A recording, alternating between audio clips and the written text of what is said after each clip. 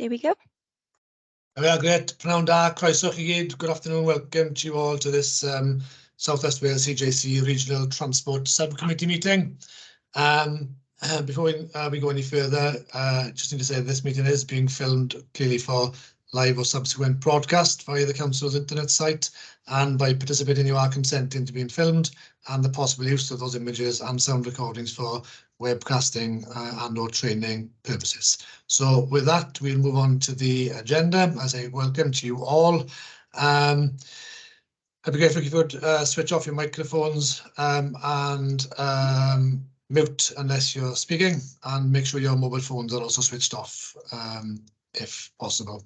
We have received some apologies, as has been suggested, from Councillor Rhys-Synnott in Pembrokeshire, and we have Councillor Miller standing in for him, so welcome, Paul. So if you're happy to accept those, we can move on to item 2 on the agenda, which is declarations of interests.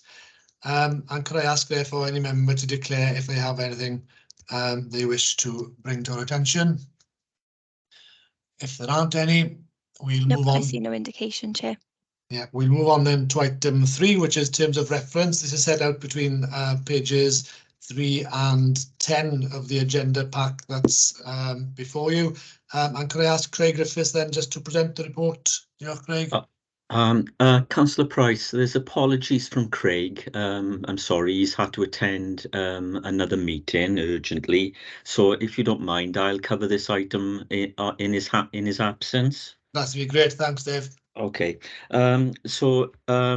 We thought it was appropriate today to bring the terms of reference, as it's the first meeting of the subcommittee.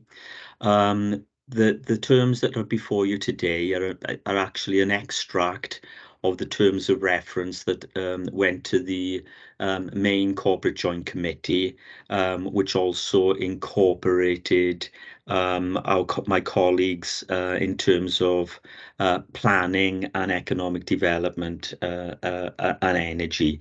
So this is an extract that we thought would be helpful for members today. It basically sets out the overarching aims of the subcommittee, which are to drive accessible, sustainable and efficient transport across the region. The paper also sets out for members the objectives, functions and the attendees at the subcommittee. It's important to note that for the meeting to be quorate, that we need the relevant cabinet members or their representatives to attend the subcommittees. And it also sets out under the attendees those that can also participate in these meetings, including obviously the chair of the chief executive of the region, partners in the national parks, and potentially any private sector organisations that the subcommittee may wish to invite to the meetings. The terms also set out the frequency of the meetings. You'll note in there that we've said that they would be quarterly meetings. While our democratic services have set up the next meeting for next February, so they put basically 2 meetings in the agenda as part of the forward work programme. It would probably be necessary as works progress for us to meet on a quarterly basis, but we'll, as officers, liaise with Councillor Price and our cabinet members on the work programme in that respect. Obviously, chaired by the political lead for transport within the region, and basically gives you the background to where we are at the moment with the subcommittee. So nothing further to add now, Chair, unless we wish to take questions. There we are. Yeah, okay. Thanks very much for that, Dave. Are there any questions specifically on the terms of reference? I don't see anybody showing. They're therefore noting, as Dave mentioned, the assumption is that we meet on a quarterly basis, and even though the next meeting has only been scheduled for February, as we'll hear later on, there'll be a need possibly to convene after the summer, but we won't delve too much on that now. We'll wait for the presentation. So if people are happy, then we'll accept that for noting. Thank you very much, Dave, for that. And we move on to the first substantive item of the agenda, which is item 4, which is a presentation on the regional transport plan. Clearly, we have our 4 transport leads here, officers from the 4 counties, and they've worked jointly to pull together this the presentation. But again, I understand, Dave, you're going to start off in terms of leading on this. Right, Chair. I didn't realise. I thought Darren was actually leading on this one. Chair, sorry, Oh. Darren Thomas. I can lead on that if you wish. Oh, Thanks. okay, Darren, if you're happy to lead, sorry, apologies for that. Over to you then. Thanks very much. Yeah. Right, I hope my connection stands up, so I do apologise if it falls out, in which case my colleagues will step in. But good afternoon, colleagues. I'm Darren Thomas. I'm Head of Infrastructure and Environment at Pembrokeshire County Council. Chloe, are you going to put the presentation up, or am I? It would be helpful if you did, because my connection isn't very good where I am. Yep, no problem. Let me just get it up. Thank you very much indeed. Bear with me. Ironically, I'm sitting in our innovation centre and the Wi-Fi isn't very good here today.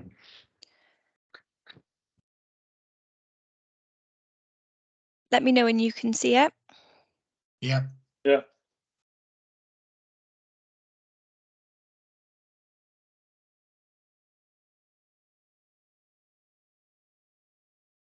Chair, I think Darren's lost connection because I Lovely, can thank you. see him. Oh, you've got it. Next slide, please. Next slide, please, Chloe. You okay? Can you hear me? That's it. Thanks. Okay, thanks. So in terms of the policy drivers for the new regional transport plan, it's worth highlighting that there is a bit of a step change in strategy. The step change is much more emphasis on moving away from the private motor vehicle and much more on public transport.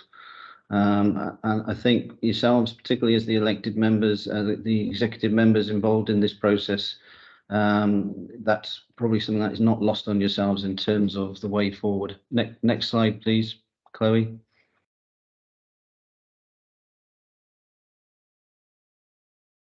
Clearly, in terms of how we move forward with the regional transport plan, there are a number of enablers. There's the regional transport planning guidance, which we are still awaiting the final version of. And then we've got the various regional transport plans and the metro work, and we're going to receive a presentation later from Ben about some of that as well. And that work all feeds through using the funding we've got available to produce a regional transport plan and then feeding into the national transport planning process. Next slide, please, Chloe.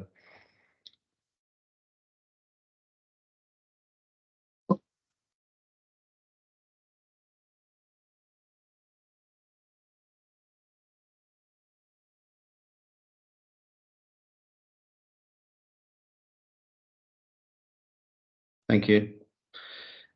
The regional policy context is set out on the slide in front of you. This is taken from work that we've done so far.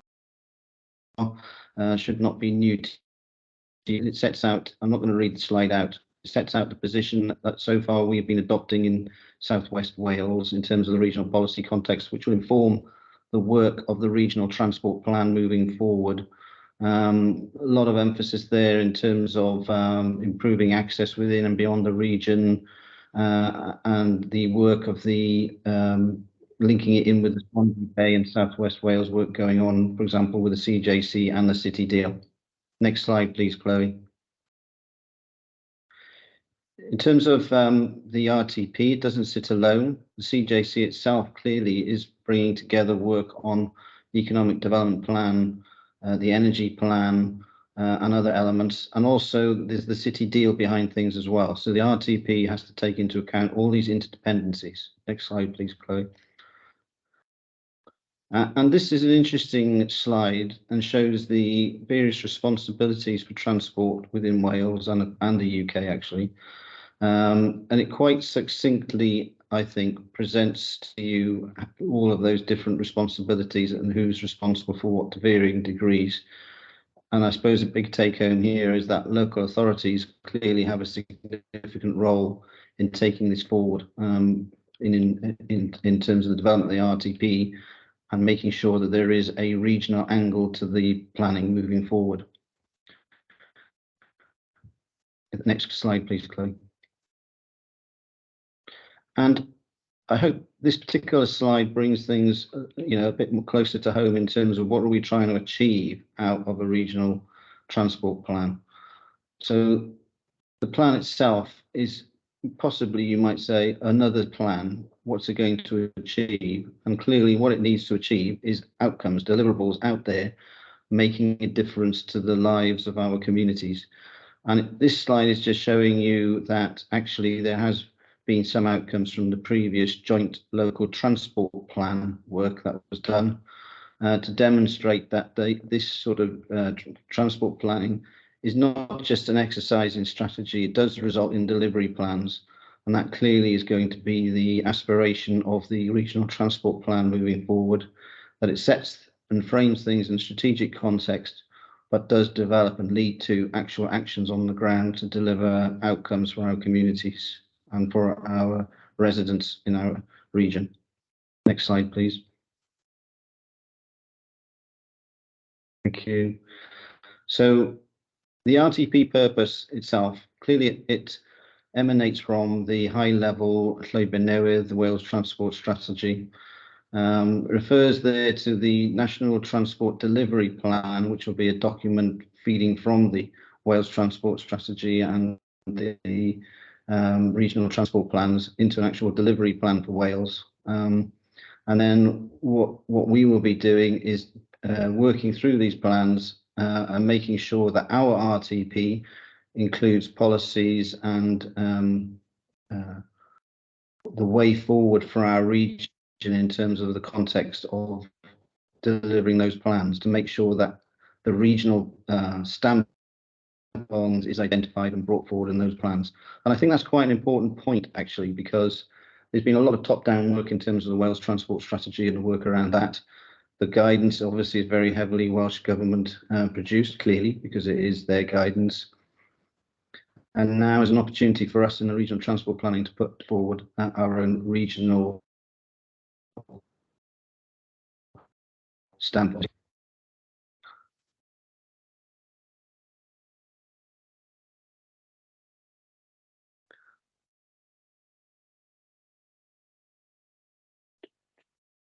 It's a bit slow. It might be mine. I do apologise, everyone. Sorry, Darren, I think you cut out on the end bit there.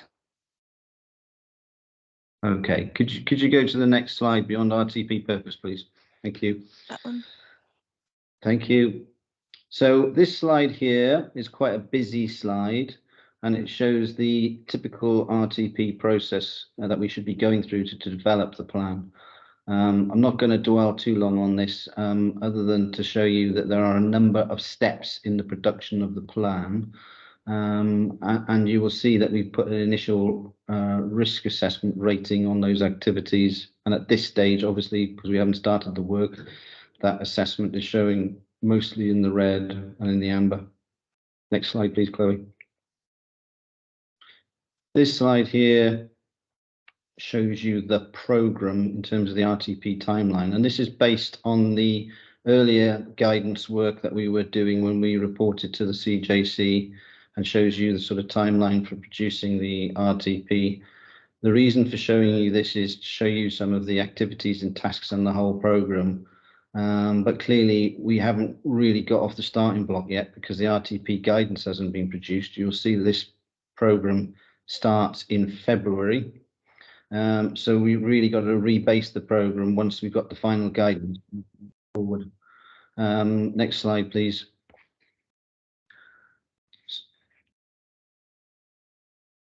Thank you. So what we've done here in the information is show you the sort of shorter term planning for delivery, and this is to produce the implementation plan associated with the RTP.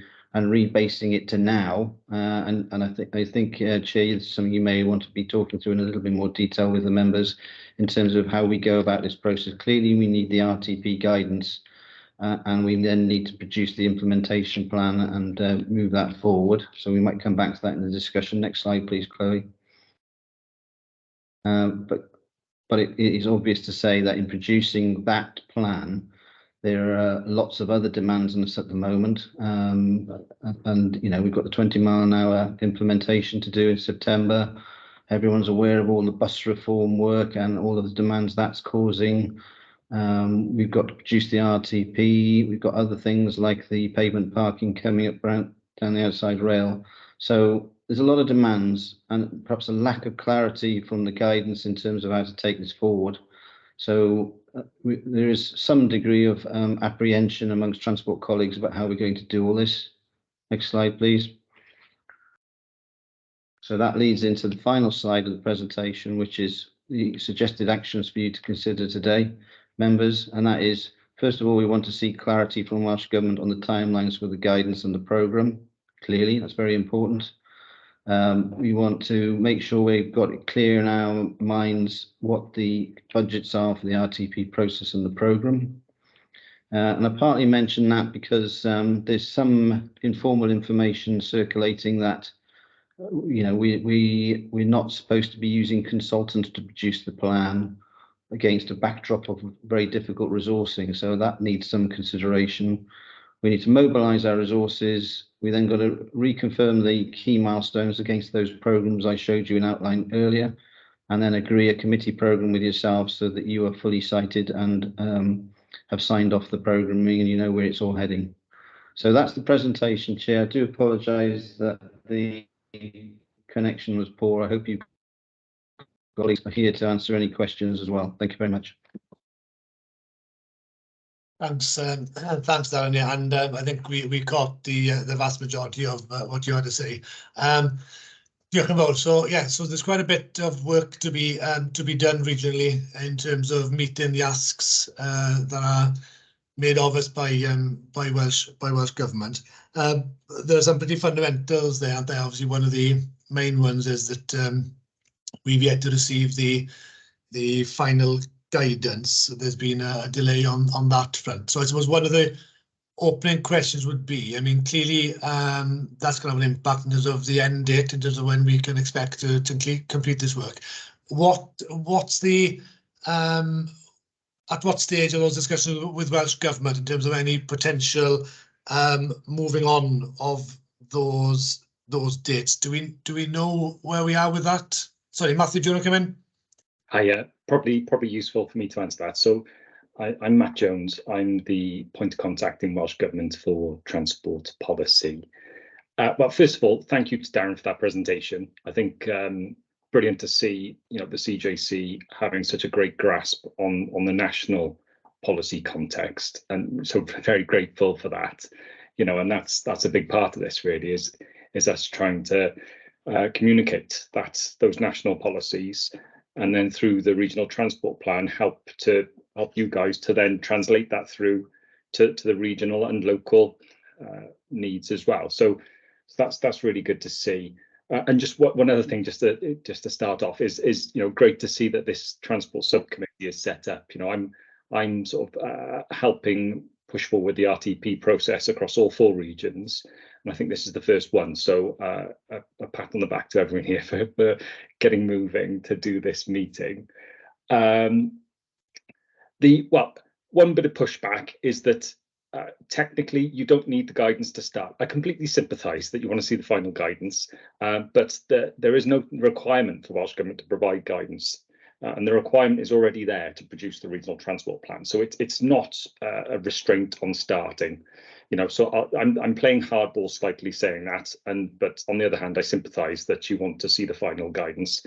But that, to answer the question in hand, that should be coming through within the next week or two. Now we've been discussing it with the minister, and that should be coming through. And accompanying that, I believe, will also be providing a letter setting out the financial support that we're intending to provide, and that's going to be £125,000 for this financial year. So that's the place on the guidance. Whilst I've got the mic, could I just come back on one other point that Darren made about consultants? We are pushing to avoid use of external consultants. We're not barring it at all, and we completely appreciate that the work needed to be done on the RTP will require consultancy use, I'm pretty sure. But we're keen across the board for ourselves and CJCs and local authorities to minimise use of consultancy, and I say that as a past consultant myself, you know, to avoid us just paying over the odds, really, you know, in these times of tight budgets, but completely understand the resource limitations that mean we will have to go to them. But we can help with that as well, you know, and maybe we'll talk more about that later, about the support that Welsh Government and TFW can provide to try and avoid some of that and minimise it.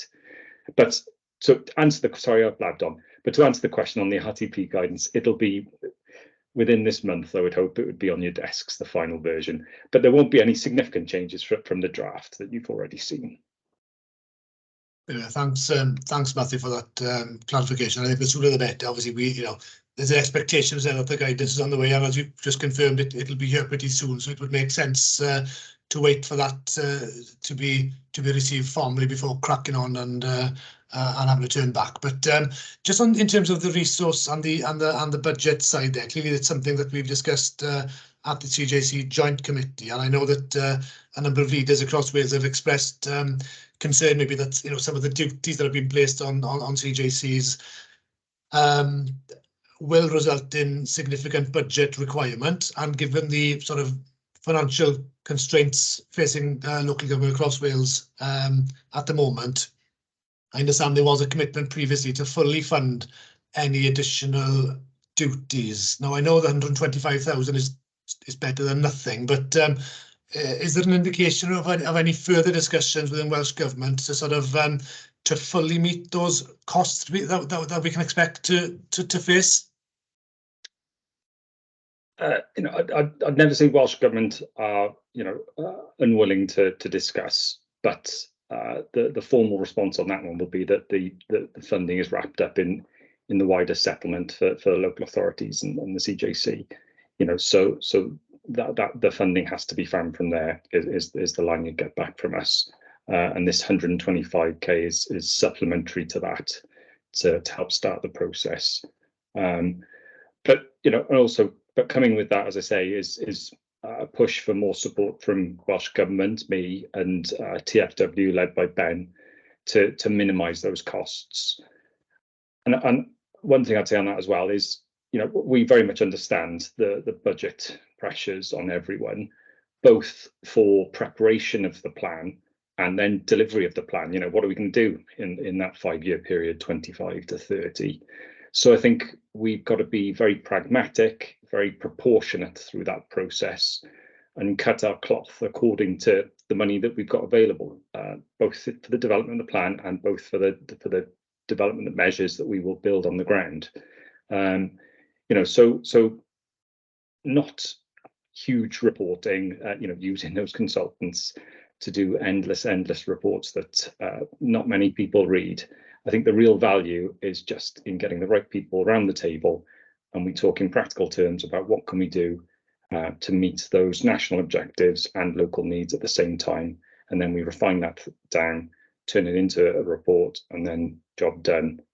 I appreciate that's a massive simplification of what will be a very difficult process, but I think we've got to find our way through that with the budgets that we can put our hands on and the people we can put our hands on. Yeah, great. Thanks for that, Matt. Could I ask if there are any questions from cabinet members from the 4 authorities at the moment, or are you content with what you've heard?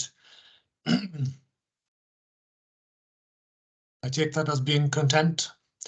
What I would ask, maybe just in terms of the transport leads, clearly, as was suggested when we discussed the terms of reference and this sort of requirement for a quarterly meeting, if what Matthew says is that Welsh Government are due to publish their guidance over the next few weeks now, then just an indication maybe of when you think it would be possible, best placed to get cabinet members around the table again to agree the next steps Any thoughts on that?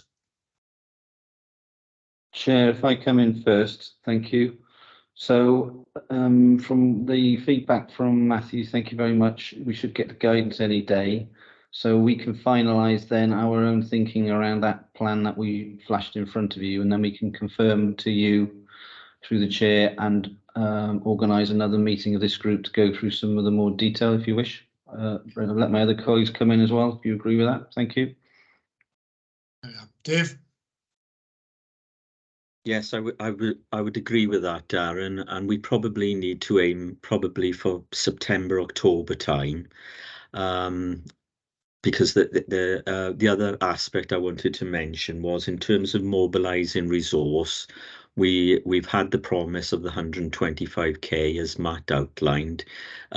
We have developed a job description and a person specification for a regional post to help us with the development of the plan, and we hope to be advertising that over the next few weeks.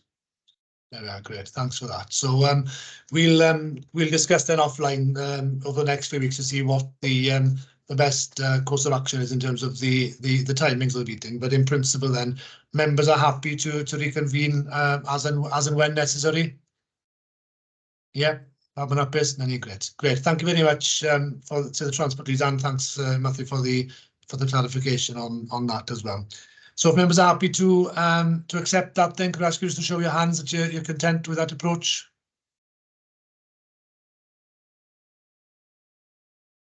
Thank you very much. So yeah, we'll move on then to item 5 on the agenda, which is the next presentation this afternoon. So this one, it's Transport for Wales, just giving an outline in terms of the regional priorities, both in terms of rail and bus services. And we've got Ben George and James Goff from Transport for Wales, I understand. So Ben, are you gonna kick us off on this one? Yes, I will. Yes. So Thanks. Thank you very much. As Matt's already said, thanks for inviting us along today. It's good to be with you in your first formal meeting. Some of those of you, particularly chief execs and leaders I noticed on the call, will have seen some of these slides in an informal workshop in recent weeks. And the intent of today's presentation is to outline the work of Transport for Wales, how we hope we can support you in your strategic transport planning now in the coming years as we support delivery of Wales transport strategy, and really, you know, as has already been touched on, the constrained resource within local government. As many of you will be aware, I was formerly a transport planning officer at Swansea Council and quite familiar with working in these regional meetings for a number of years.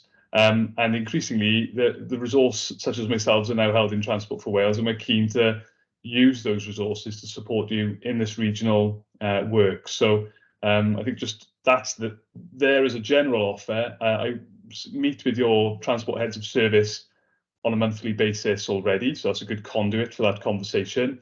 But similarly with Transport Subcommittee now, as this organisation and this governance matures, happy to come back and support these meetings as and when and wherever we can be useful to you.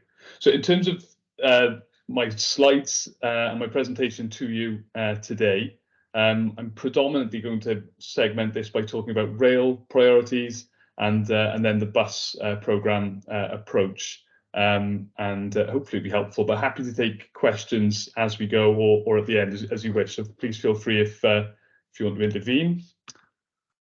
So on a rail front, predominantly in South West Wales, the programme splits out, just to try and segment this in your own minds as to how it's structured, into an arrangement that looks broadly as shown on screen now. So the yellow line is shown on screen at the minute is South Wales main line, predominantly represented by my colleague who's on the call, David McCallum. He's here to answer your technical questions as our rail expert. We've also then been looking at interchange improvements, again, predominantly at the stations shown in green.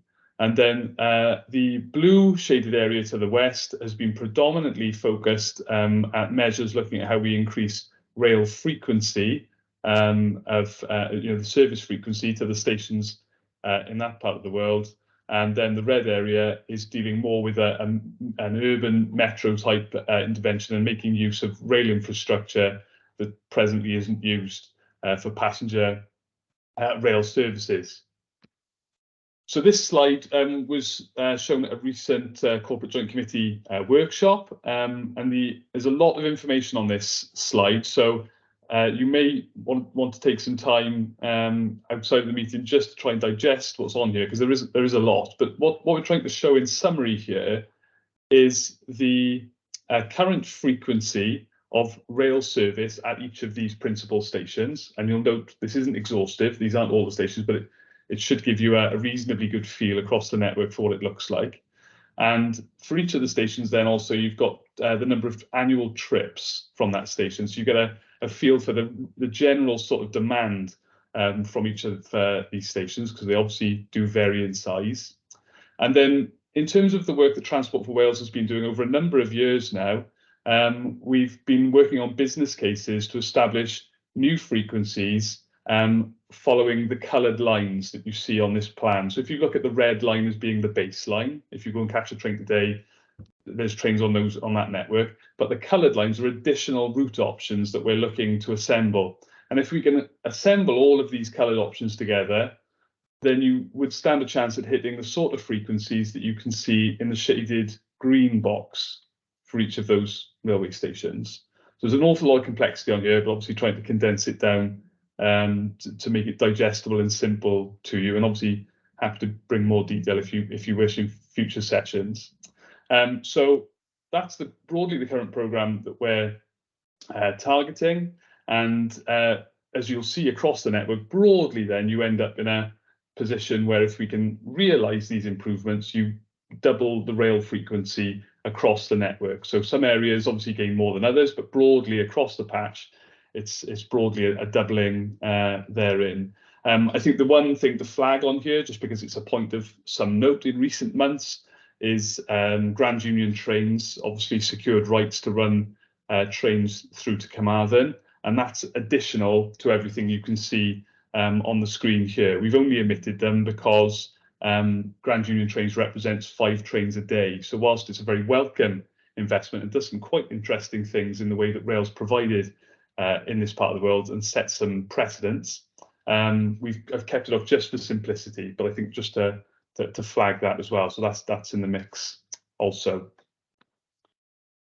The next slide then shows the route options we've been looking at in the Swansea Bay area. So you'll be familiar in this part of the world. This represents about 400,000 people of the 700,000 or so people that live in South West Wales. So it's obviously a large urban agglomeration and conurbation. So broadly here, I think the things for you to digest is that we're looking at 3 principal route options. I'll start with the red option because it's the most complex and probably the furthest off. So that's the red option coming out of the south side of High Street Station, Swansea. So this would be a tram train option. It's very costly, it's very complex, and obviously you're weaving this through a densely built up urban area in Swansea. So, you know, quite a complicated feat. But the reason why it's proved to be so resilient during its development and it's continued along its development pathways is this where it follows Fabian Way and from Swansea heading across to Neath. It's a huge area of growth. And for those of you who know Swansea, you'll know the Swansea University Bay campus sits on that corridor. So that alone is quite a compelling trip generator and attractor. And there's also a lot of other planned growth and development there. So whilst it's a complex endeavour and will be very difficult to realise and achieve, it is compelling for those reasons. So from a Transport for Wales point of view, we continue to work on that tentatively in the background, and we'll obviously consult with you and have conversations at pertinent points in the development of that project. But I would stress long term, certainly not in the next 3 to 5 years. So just for your awareness, it's there. So the more compelling then, and certainly the more easy, sort of the lower hanging fruit then, are the yellow and the green lines. So the yellow line, first of all, you'll appreciate is an existing passenger railway line, and the main features here for you to be aware of is that we've been doing work to look at re-establishing a railway station at Cocket, as shown on the plan, and that we would then increase the frequency on this line by a further 2 trains an hour. So on top of the trains that already operate on this line and already stop at Llanelli and Penbrae and Buryport, for example, you'd have 2 trains an hour extra. We have done some work looking at whether that frequency could be increased further to potentially 4 trains an hour. So at which point you can kind of do away with the timetable, because it's a turn up and go service.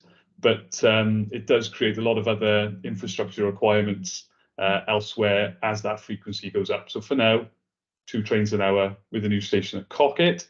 And we think that that's something that can be delivered in the relatively short term, because obviously the majority of the infrastructure is already there and already in use. The other option, and which is the green option, which I think for this part of the world is one of the more conspicuous areas of wholly new rail development, is the line running from Ammanford then into Swansea via Neath, and principally it's a service that's running Pontarddulais to Swansea via Neath, and we're doing some work to look at if we can extend part of this service up to Ammanford. So from Pontarddulais into Swansea, we're working on the premise of 2 trains an hour, and tentatively we're looking at whether we can make a commercial case to extend one of those services as far as Ammanford, and that creates technical burdens such as how do you turn the train around either at Pontarddulais or Ammanford, but we're dealing with those things. And then the conspicuous elements, for those of you who are familiar with this part of the world, there are some new railway stations on that line which don't presently exist and are in the heart of a number of large suburban communities bounding the M4 and to the north of Swansea. So we recently consulted on these at the start of this year, subject to public consultation back in 2021. But we've been looking at stations then in Pontllew, Felindra, Morriston, Llandarcy, Winchwen and Landor. And again, I would stress we're not in a position where we're saying that all of these will be delivered, but we do think there's a compelling case for each of them to be built at the right time and in the right conditions. We haven't taken a view on which gets built first, but I think probably informally from a Transport for Wales perspective, we are starting to form a view on which of these makes sense to come forward first. And a number of these are in quite complex locations. They're in cuttings, there's grade separation issues, etc., etc. But I'm pleased to tell you today, because I appreciate a number of you are sort of new in the transport field, that having gone through this design process, we've shown that despite those complexities, we feel quite confident we can deliver railway stations that can be built in an attractive way for the travelling public, and represents quite a considerable improvement in terms of mass transit for the Swansea Bay area. I think the thing that's most devoid in the way that we describe this presently is it doesn't show how this rail network interacts with the bus network, and the hope and expectation from Transport for Wales is that in time the bus and rail network will work seamlessly through integrated ticketing, etc., and a better ability to plan the timetables so they work together. And I think that will then transform really this as an urban transport opportunity in the coming years. Now, the next slide I'm going to show you isn't in your packs, because I only did it on Friday at the request of Councillor Price, and I thought it was a very good request. And apologies, this is not my most attractive slide, and I'll certainly see if I can improve this for my next iteration. But the point that Councillor Price was rightly asking was, for each of these stations, what's the sort of demand that we're expecting these stations to deliver, and essentially abstract traffic from our road network, and then also what are the travel times between stations. Now, I would encourage you to take this with a pinch of salt. Some of this is from technical reports. Some of these journey times are theoretical extrapolations then, should we say, from them. But broadly, I'm sort of happy enough to put it before you today. So I think the main thing to highlight is, in terms of additional passenger journeys on the network, the reason why I was recommending this to Corporate Joint Committee just those few weeks ago, and why I would commend it to you today, is that between the green and the yellow option, that represents something like 1.3, maybe as high as 1.7 million additional trips onto the railway network each year, 1 million plus of which are on that green line to the north, where there's presently no opportunity for rail connectivity. And so in the Wales national context, this is a project which is one of only 3 that is able to attract that level of additional growth. And so for us as public servants in South West Wales, we're able to make a very compelling case to secure the high levels of investment that would be needed to realise this, because we're able to say, look, we're bringing an awful lot of new people onto the railway network for the benefit of both the rail network and also our very constrained highway networks.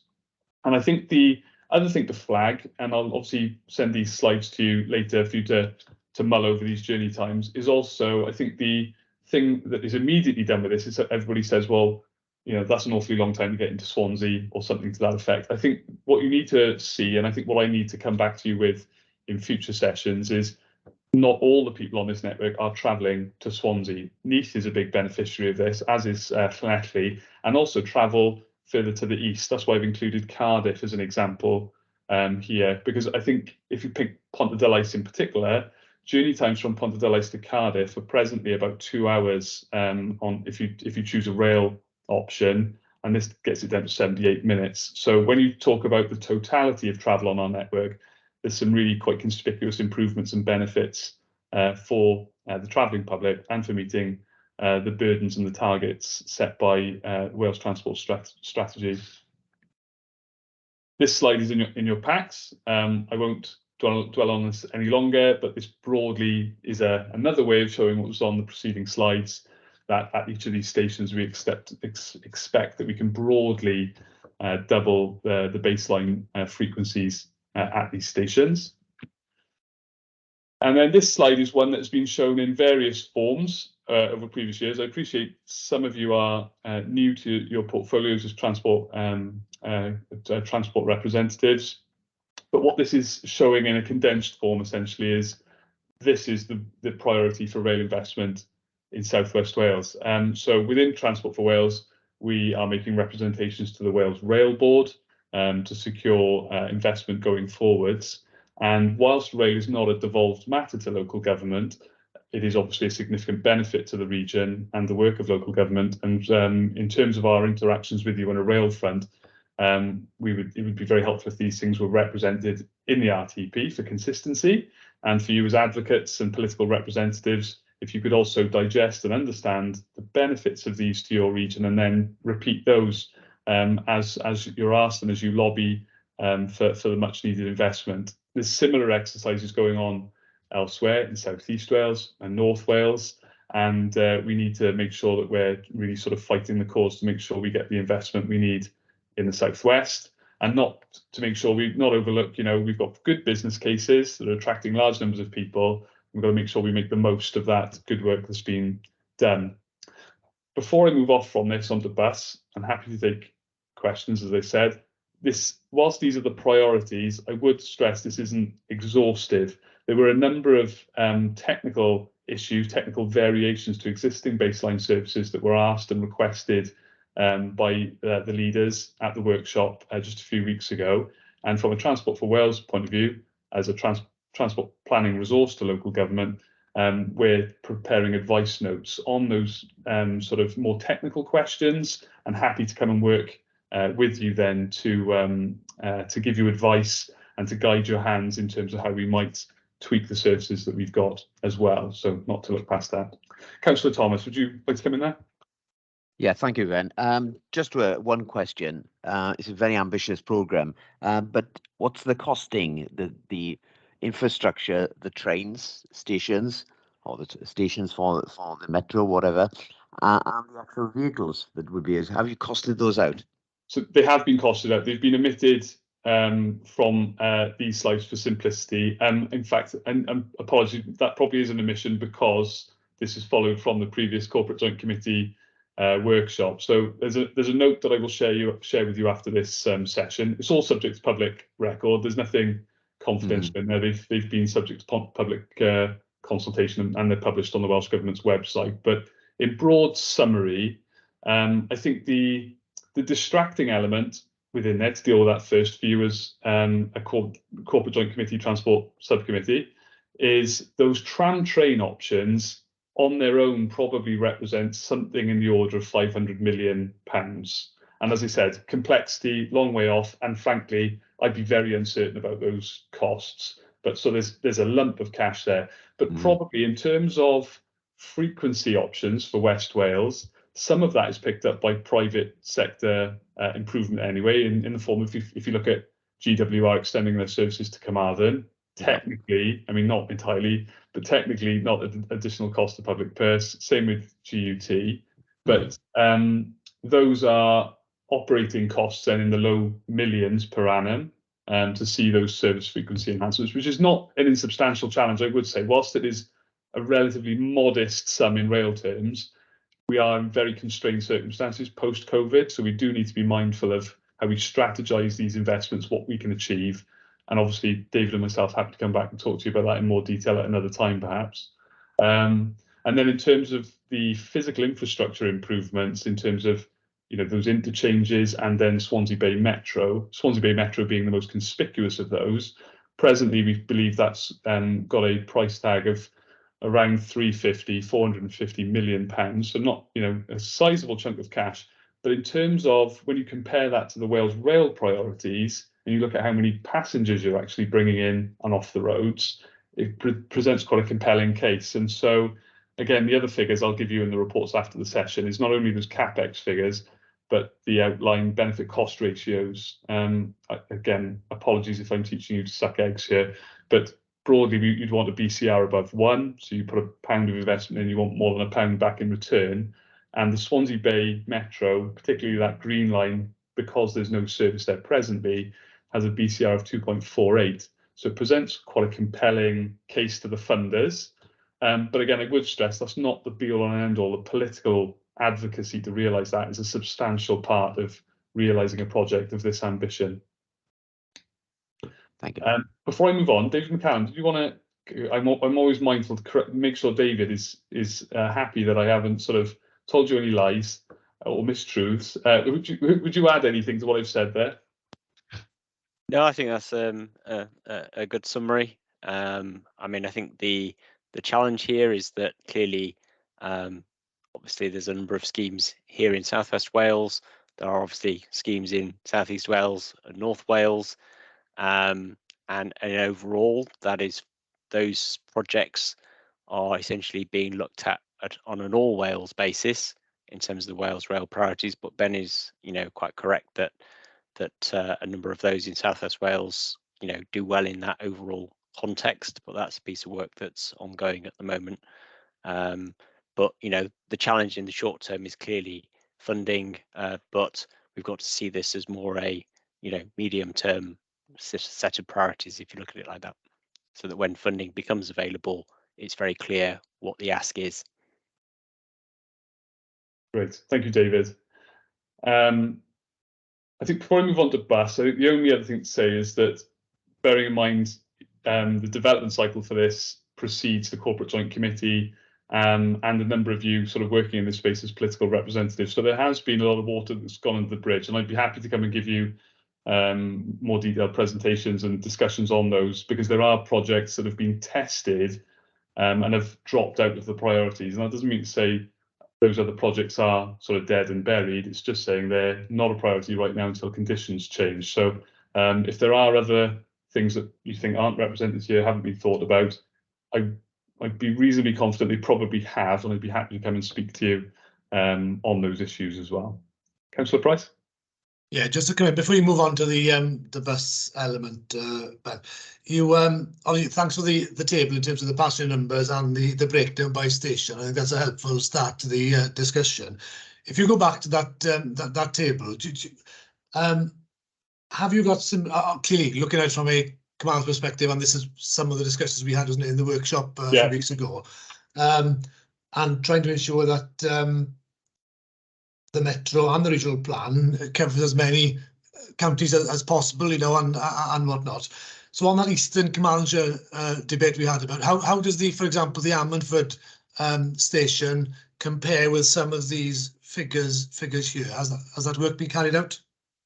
It has partly, and apologies, I probably could have taken a stab at it in this slide. I think it's the sort of thing we probably want to So there's been options tested in the Ammanford area. So we've got some of those figures, but I think in terms of that global, the question that we were dealing with the other week was, globally, for me to come and show you, I suppose, points of origin and destination. Because as I said, it's easy, isn't it, to look at this and say everyone from Ammanford's going to Llanelli, or everyone goes, it's more diverse than that. And I'd like to have a stab at trying to condense that sort of complexity into a single slide for your information. And on a similar note, just in case I forget, for the benefit of the RTP, because obviously part of this transport issue is a Transport for Wales-led initiative in the rail space because it's non-devolved, but collectively we're trying to obviously benefit local transport. The analytics team in TFW is preparing data packs, transport modelling packs, to give to local authorities to inform and support their RTP development. So that will contain some of that information already, both in terms of travel demand, essentially black spots in accessibility planning, and probably an element of whether there's latent and suppressed demand as well, where people just can't make journeys, so they don't travel. So I haven't got it now, but more than happy to provide it again. And I suppose, as I said to you at the end of last week, Councillor Price, really welcome the questions and the challenges, because part of the benefit to you, I suppose, in terms of this, is the development work's been done and you've got a reasonably well-formed product.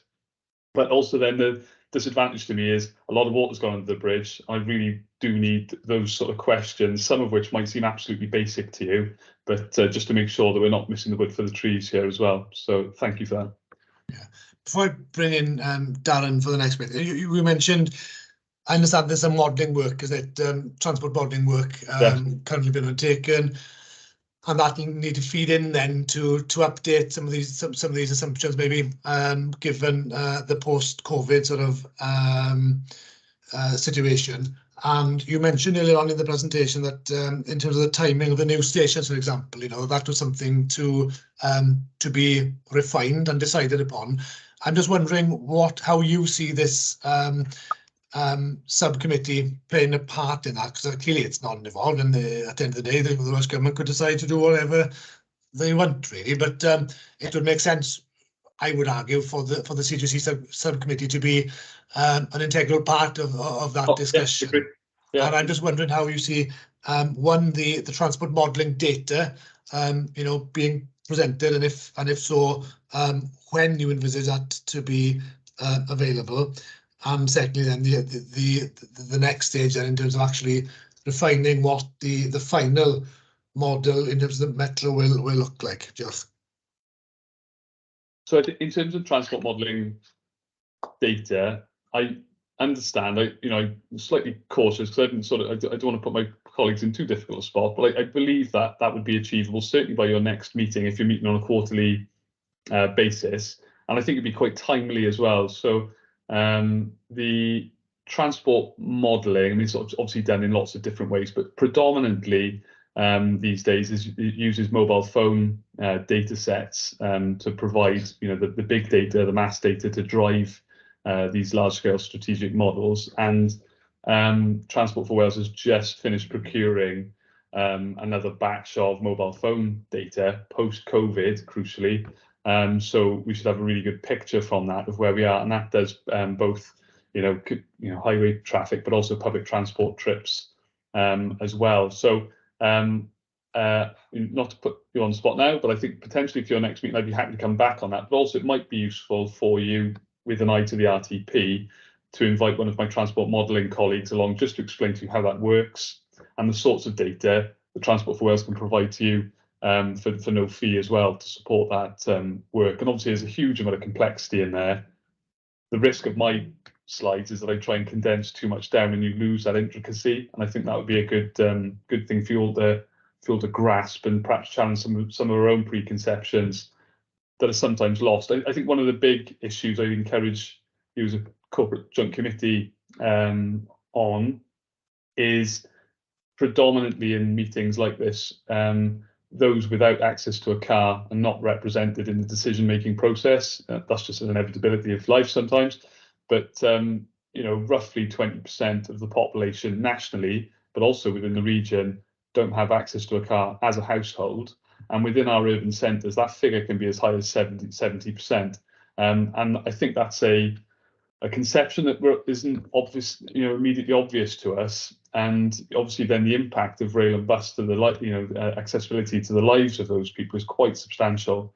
And that's stuff that can be represented quite easily to you in the modelling and in the data as well. So there's issues like that to reflect on as well. Yeah, great. Thanks very much. Sorry, Darren, I'll pull you in now. Thanks. Thanks, Jock. Ben, the other slide you were showing, and you asked, have you got any more questions in terms of the way forward? This one? Or no. Just before we keep going. Anyway, while you're finding that slide, I just wanted to emphasise a point from Pembrokeshire's point of view, that it's not just about frequency, that is important, but it's the journey time. And that's the slide I was referring to. So we're very keen, as you know, to see much improved journey time to the far west. And there have been options looked at as part of the bigger picture optioneering as part of that. So I would say a call, please don't forget that in all of the way forward. And the context of that as well is things like the Freeport and the economic opportunities that's offering across the region, but for us in Pembrokeshire. Yeah. And we would like to invite you and David down to Pembrokeshire for a sort of further discussion, but I'll pick up with you offline. Thank you. Yeah, I believe that's in the diary possibly now. So yeah, and likewise for the other local authorities, happy to pick that up. I suppose, David, do you want to come in on that particular point, because that probably falls more within South Wales Mainline programme, doesn't it? Yeah, so we are going to put some information together for that meeting, which will hopefully facilitate that discussion. I think mainly to summarise up a number of different initiatives which are ultimately all contributing towards, part of that challenge over can we improve journey times to West Wales from the east, if you like. So happy to have that discussion in a month's time. Thank you. Thank you. And we'll return to that, no doubt, in the next agenda item when we summarise the discussions we had a few weeks ago as leaders. So are you happy to move on to the bus element, Ben? Yeah, can do, yes. So I think it serves to say, I think before we start, we just need to highlight this is a huge area of transition, work and some turmoil in Wales presently. So this slide's just seeking to summarise. There's a large number of areas where the Welsh Government, local government and Transport for Wales are working to reform the way that bus is provided in Wales. And to some extent, we're trying to deal with a number of quite complex issues simultaneously. And obviously, it's been quite evident in the past few weeks in terms of dealing with the bus emergency scheme funding in Wales. There's some real short-term challenges. From my point of view, in terms of long-term planning, I think there's cause for some hope that we can deliver something that could be substantially better and provides a greater amount of control to the public sector in the way these services are provided. But that's not to diminish the complexity and the difficulty of working with the public transport operators in getting there in quite challenging circumstances post-COVID.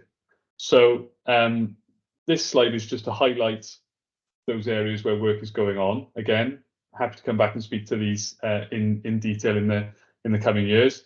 But the point I really wanted to just touch on today was that there is a bus network planning exercise going on. And the reason I was particularly highlighting that was in the context of regional transport plan. I believe that may be something that's of benefit and use to you in local government.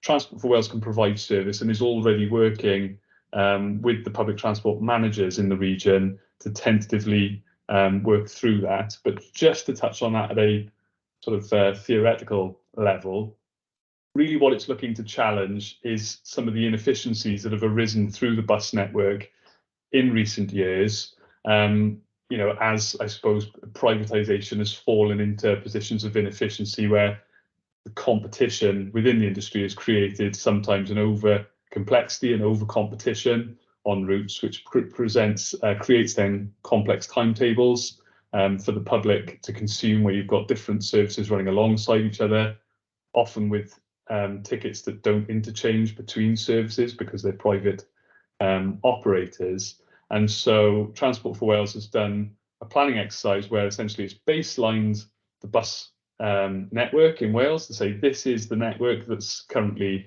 operating, and then using the transport modelling data to look at where people are travelling to and from. It has then started developing bus networks which are intended to be less complex, more direct, more efficient, frankly, in the way that you can use the fleet globally. Now, some of that you can do by common cooperation with the bus operators now, but it really is something done then on a voluntary basis on their part. Some you just won't be able to do unless you reform the way the bus is provided in Wales, and obviously then the Welsh Government are openly talking about introducing bus franchising, and the hope is that if you were able to do that, you could drive greater efficiency again. But obviously, I think you'll appreciate, as local political representatives, when you can have someone like a transport planner like me planning these things in the abstract and saying this is the best option, that at the local level it's likely to have unintended consequences in the detail. If a route used to take a right, now it takes a left. And so I think that the point that we're now starting to tentatively creep into is that Transport for Wales have got this plan on a page for the network and can explain why it thinks that's the best way for it to look.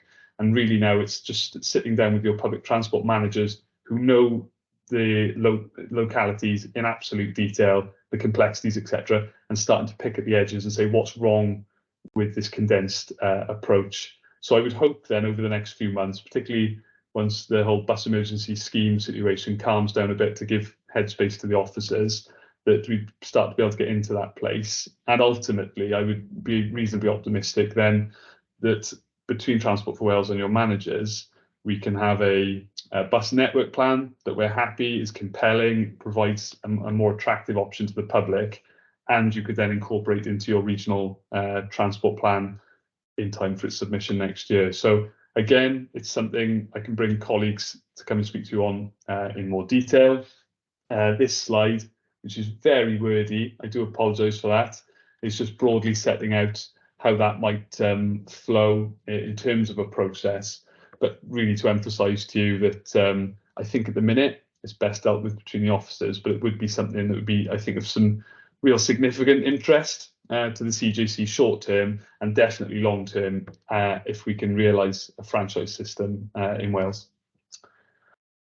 Moving on to bus decarbonisation, because this is probably one of the more conspicuous areas of certainly investment in South West Wales presently. I'm sure you'll all be aware that the Traws Cymru T1 service from Carmarthen to Aberystwyth was electrified back in, I think it was March, perhaps April. I remember it was raining. So it represents a significant improvement in terms of passenger experience and the facilities provided, and also serves to decarbonise that particular service.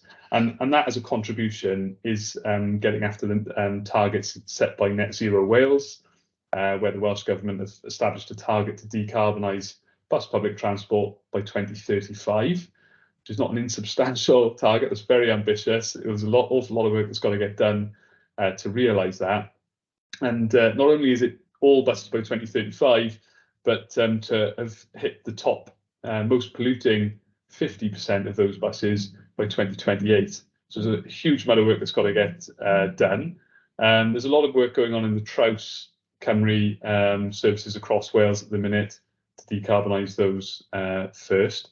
But I think it's worth highlighting these yellow areas on the plan. So from a Transport for Wales perspective, we've been looking at business cases to bring hydrogen fuel cell buses into the Swansea Bay and Pembrokeshire areas. Swansea Bay is now running ahead of those two areas. The Deputy Minister of Climate Change has given approval for that project to move on in its development. But I'm really keen to keep Pembrokeshire ticking along as the next thing to get funded, because Darren and his colleagues there are doing a huge amount of work in this space, and there's a number of really conspicuous potential providers for hydrogen fuel. in that part of the world. And I think for both of these projects, if we can establish them, it creates a daily demand for hydrogen, which then not only benefits and services these projects, but it allows you as a major fleet operator in the public sector to also then speculate and test hydrogen for other parts of your fleet, and then rolls on to HGV, because obviously we've got the trans-European network that comes through this region and out via our ports. So that's another conspicuous off-taker there. But it really is just finding a way to start seeding that hydrogen economy now in the next couple of years. Just to pick up on Swansea and why this has particularly risen to the top, there's a number of quite conspicuous centres of academic research based around Swansea Bay. I think that's 3 individual university institutions doing different things, but all with a common theme of hydrogen. The Gateway to Zero site is proving increasingly to be quite an asset as a seed to start the project. So this is a Welsh government-backed Swansea University project, which is establishing an electric-only forecourt on the end of Fabian Way, but with an expectation that hydrogen refuelling will follow along quite shortly, and they're doing some excellent work there. So really, from my point of view, in a project management sense, it's very much a case of within a few years, there's a very compelling case to expect that there would be a pipe that hydrogen comes out of on that particular blue dot, which just enables the project to get going that much better. And I would repeat as well, similar projects in Pembrokeshire, which I think create a compelling case that neck of the woods. So we'll get onto that shortly. And then in terms of conversations with the public transport operators in this area, we're sort of increasingly optimistic we can establish a hydrogen bus depot in this area, and the operators have demonstrated that they're more than willing to work with us to that end, and that it makes good business sense, that it doesn't incorporate dead mileage, etc., etc. And I think the other point not to lose, I try not to get too misty-eyed about it personally, but the blue dot just to the left of Swansea city centre is where Sir William Grove actually invented the hydrogen fuel cell back in 1842. So a lovely story of sort of that going full circle and seeing this investment established for the region. As I said, I would then hope to then spin off other projects. I think the thing to highlight to you, to appreciate the hydrogen's a bit of a new and emerging technology. You'll see lots about it in the technical and the public press. I think just to refine the issue, I really encourage you as Transport Cabinet members in particular, not to look at this as a binary electric or hydrogen issue. I think that's the trap we often fall into here. Hydrogen has its complexities, so I will go and do electric. But we're seeing more and more, there's a proportion of our fleets that electric is either just too efficient to use or just isn't cutting the mustard altogether.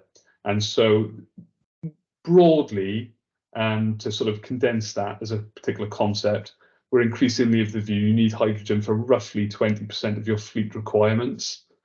So it's not the whole answer, but neither is electric. And so it's probable that for the foreseeable, you will need a little bit of both. I think particularly in where you've got really big vehicles or long mileages or challenging terrain, that's where hydrogen comes into its own. Speaking to the local authorities across Wales, refuse collection vehicles in particular are really struggling, predominantly in Wales, using an electric-only drivetrain because it just can't manage the duty cycles that you need as local authorities. So, but it's an area that's in constant development, and we would hope that a project like this might enable you to help with your own decarb problems in your wider fleet. This slide then just highlights some of the immediate challenges in the hydrogen space. Again, I'm mindful I'm taking up an awful lot of your time here, so I'll move on from this, but happy to speak to this in detail if you wish. And then I think this particular slide, just for you to bear in mind, because I would hope that this is a similar conversation we'll repeat now once we've got this investment nailed down. I can move on and start speculating on further investment. The expectation is that Transport for Wales and Welsh Government would broadly look after the fleet component in terms of probably depot and the actual vehicles themselves. That we would then work with third sector partners, private partners, etc., dealing with fuel and supply issues shown on the bottom third of this pie.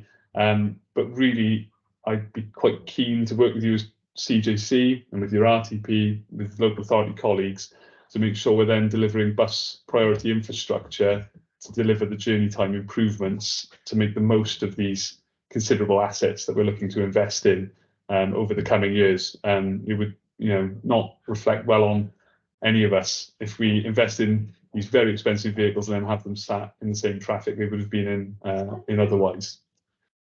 So that's all I was going to cover there. And then I've got one extra slide I've put in to allow Matt Jones to speak on RTP if he has anything more to add. But otherwise, I'm just going to leave it there for you today.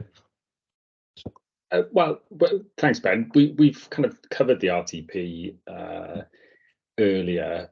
I suppose that just reflecting on your presentation, and hopefully that demonstrates to everyone on the call the kind of support that that Transport for Wales has been offering to the region already through the Metro process. Originally on rail, because that's kind of where TfW started, and now that's broadening out to bus and to active travel. So that lines up really well, I think, with the RTP process. And if we can bring the development work you've done to develop a pipeline, develop a pool of projects into the RTP, then that's a good way for us all to have the conversation about what is the priorities going forward, so that we're completely joined up between Welsh Government, local government on what we want you to be taking forward over the next 5 years and what the local authorities want to be taking forward over the next 5 years. So I think that the RTP is a really good platform for doing some of the sort of sense check you've mentioned a couple of times there about, are members here happy with your pipeline, and getting that on the table and making a plan for the way forward. So yeah, but nothing more I can add to that. So thanks for your presentation. Thanks, Ben. Thank you, Ben, and thank you, Matt, as well. Yeah. Are there any particular questions from cabinet members or officers across the region? Quite content. Up, Dave, do you want to come in? Sorry, I had problems with my mic. Yeah, just an observation really, and Ben will recall that I was very keen to develop the hydrogen bus corridor. I think the transport plan before last, wasn't it? So it's really, really pleasing to see that moving forward, and hopefully will come into fruition. So a good piece of work, I believe. Thanks, Dave. Steve Pillen next, and then I'll ask Darren. Thank you. Diolch, Chair. Yeah, just I think one thing that's critical on this, we'd all like to see delivery of the ambition. I think going from previous experience of RTPs is just understanding the resource plan in terms of that is committed in terms of the delivery of any program that falls out of the RTP, because I think that will be really important, not only to achieve the extent of the ambition, but from the people we serve, the communities, to understand we've got some certainty around delivery of any program that comes forward, because I think that's learning experience from previous RTPs. But I think that is absolutely fundamental, or will be fundamental, in understanding that resource plan so that we have a realistic RTP in terms of delivery, Chair. Yeah, no, absolutely. It's got to be deliverable, otherwise it's rather pointless, isn't it? Darren. Thank you, Chair. It's just to support what Ben was saying about hydrogen further west. Obviously, that there's, and this is some overlaps with the regeneration work in terms of some of the wider work around Energy Kingdom and energy across the region. We're as keen as mustard in terms of hydrogen. We have got a number of interested players, as Ben well knows, so I'm just supporting what he's saying. So we would be really up for supporting trials and pilots and working with you on that. Thanks. There we are. Ben, do you want to come back on some of those points? But only to say that I think this is sort of reasonably cold comfort in terms of Pembrokeshire, because I know we all sort of want that investment and that project to be going now. But it's not completely standing still insofar as I think a lot of the decisions, which are more of a governance and an organisational quality in the Swansea Bay project, would easily put, the intention is that it would port across to Pembrokeshire and anywhere else in Wales then where similar projects would be established, because it is establishing a number of precedents, because obviously Transport for Wales is a relatively new organisation, and the way that we work and the way that we structure and deliver these projects. So a lot of the complexity we're going through presently on that project, it's got nothing to do with hydrogen. It's just how do you do these things? What elements are delivered by local authority? What does TfW do? What does the private sector do? And it's just establishing those. So I would hope that may then streamline those investments for Pembrokeshire, once we can get that started. But once, as I said, just to repeat, once I've nailed Swansea down, I'm keen to go and make a nuisance of myself then to get the Pembrokeshire stuff going, because I think it's almost an embarrassment of riches, I think, in some respects down there. There's so many good projects, and you think we've got to do something with it. You can't just leave them there and not make the most of that asset, really. Thanks for that, Ben. Yeah, I think clearly there's quite a lot of work and quite a lot of thinking for us to do now over the next few months and years. But I think Steve's point in terms of resources is absolutely central to this. What we don't want to do is to be developing a wish list that frankly isn't deliverable. So I think that is something that's required of Welsh Government, and the sooner that we get that clarity, the better, isn't it? And I'm sure that is something that people are working on behind the scenes, or certainly I'd hope they will. But fundamentally, regardless of whether we're talking about rail or bus here, I think that whatever we do within this forum, and certainly the Joint Committee CJC, we have got to develop a transport system which works and which caters for the whole region. I think that's a fundamental, isn't it? Which will tie into the next agenda item, no doubt. But also, as Darren mentioned, it's not just about frequency, it's about those travel times. That's absolutely fundamental, I think, in terms of getting people moving from the car, which many of us are forced into at the moment because of that lack of competitiveness in terms of the public transport network system. So I think those are fundamental principles, really, I think, that we all need to be mindful of, isn't it, as we progress over the next few months. And we look forward, Ben, thanks for the update in terms of the transport modelling work. That's, I think, going to be absolutely key in terms of providing that evidence base for any decision we do, be it on rail or bus, over the next few months and years. So we look forward to receiving that data in due course. So if there aren't any further questions, I can't see any hands up. Ben, do you want to come in quickly? The only thing I was going to say was just for clarity, I'll send round after this session and my updated slide deck with that additional journey time slide in, and also for particularly the benefit of the cabinet members, there's a briefing note that goes through this in some detail with the capital revenue costs BCRs. I'll send that to you after the session for you to peruse at your leisure, and then any questions, please do give us a shout, and I'm happy to come and speak to you. Yeah, that would be very, very useful. Thanks very much. Thanks all. Okay then, so if there aren't any further questions, it's there for noting, it's a presentation, so there's no decision as such, but we've made note of the fact of the possibilities in terms of the next few meetings in terms of that modelling work and other areas as well. So with that, then we'll move forward to item 6 rather, which is the verbal update from the Botanical Gardens Transport Workshop. Now, many of you might be thinking, what's this about? Well, clearly there were some discussions, I think, needed on a political level across the 4 councils. There are new leaders in place. We're at the start of the RTP, and I think there was a desire across the 4 counties to get together to express views and opinions to see how we can coalesce around a single vision for the region. It touches on something I mentioned earlier in terms of the fact that whatever we do in terms of a regional transport plan, it has to work for the 4 counties, otherwise it becomes meaningless. And I think that was the purpose of the meeting in the Botanical Gardens in Neath there. I'll ask Dave, who was present at the meeting from an officer perspective, just to summarise maybe the discussions there, Dave, and then I'll open that up for either comments or questions after that, if that's acceptable. Dave, diolch yn fawr, thank you. Thank you, Chair. Yes, for Cabinet members, it was a frank and useful discussion that sort of centred around the relative rail investment priorities that you will have heard from Ben and David this afternoon. They centred around the 7 areas of investment, and You will have seen on the slides that there were 6 in Swansea and one in MPT, and also around the increased frequency of some of the trains towards the west. But that was marginal in the bigger scheme of things, really, because to be fair to our colleagues here from Pembrokeshire and Carmarthenshire, they weren't entirely acceptable without a collective CJC commitment and prioritisation for improving journey times to the west, which Darren also touched on in the presentation this afternoon.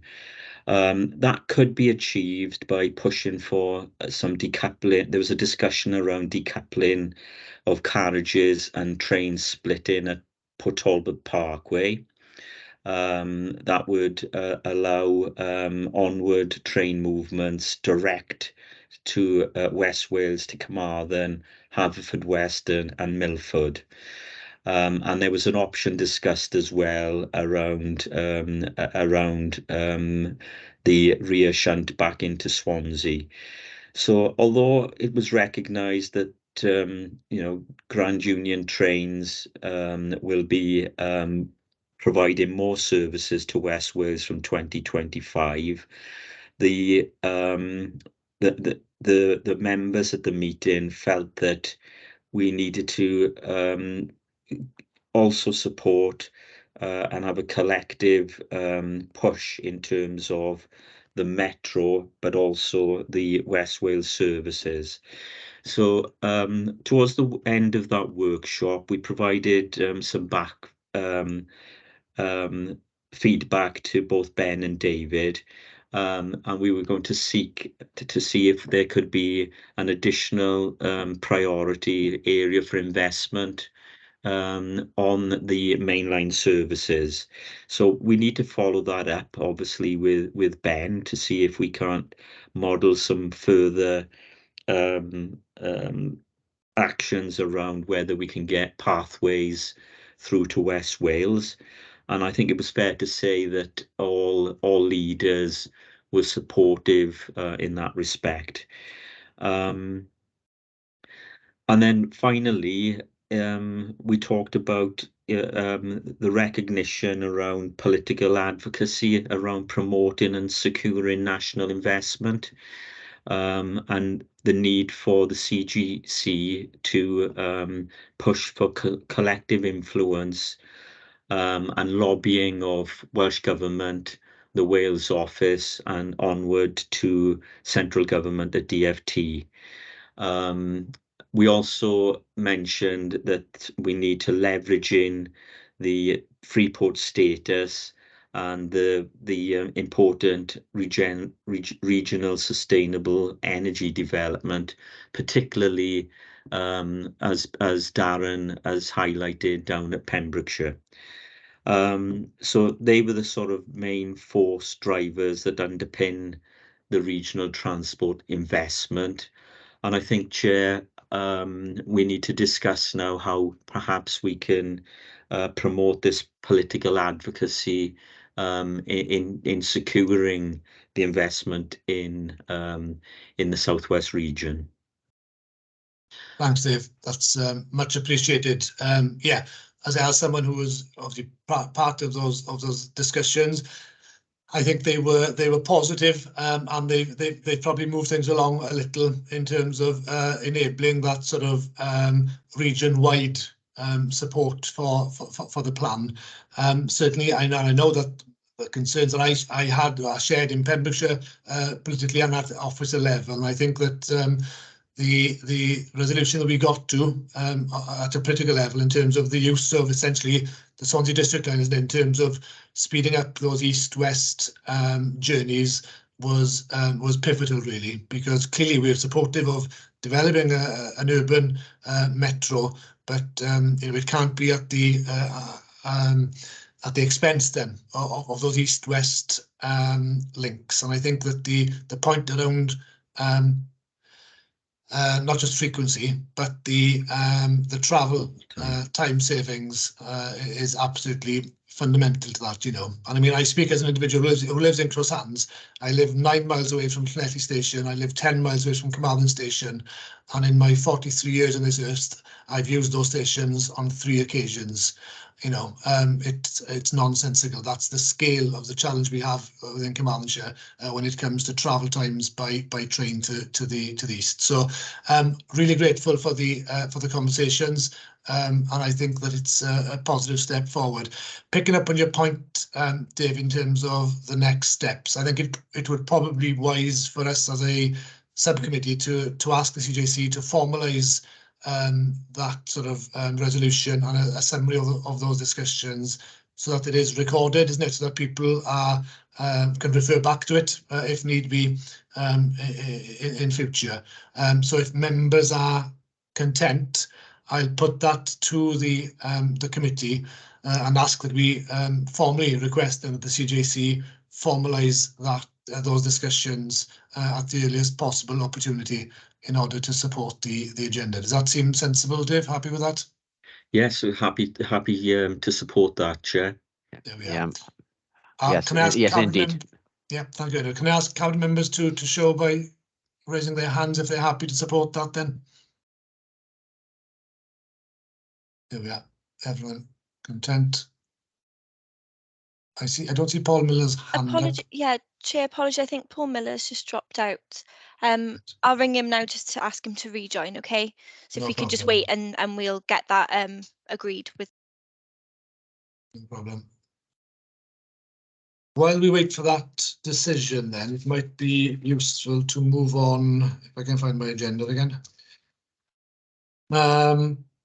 to the next item, which doesn't require a decision. So that's the forward work programme, which is item 7.